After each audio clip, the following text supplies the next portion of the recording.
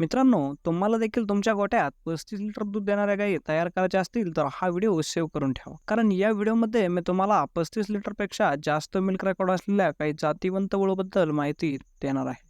पण त्या अगोदर व्हिडिओला लाईक करून आपल्या चॅनलला सबस्क्राईब करून घ्या. तर नंबर 3ला आहे एबीएस बूमर.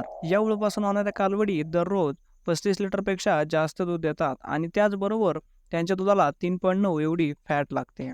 नंबर 2ला आहे एबीएस वुल्फ. या वळूपासून होणाऱ्या कालवडीचे पण 35 लिटरपेक्षा जास्त दूध देण्याचे नोंद आहे आणि त्याचबरोबर त्याच्या दुधाला 4.3 एवढी फॅट लागते. आणि नंबर 3ला आहे एबीएस ओरिओ. एबीएस ओरिओ पासून होणाऱ्या कालवडी 37 लिटरपेक्षा जास्त दूध देतात आणि त्यांच्या दुधाला 4.4 एवढी फॅट लागते.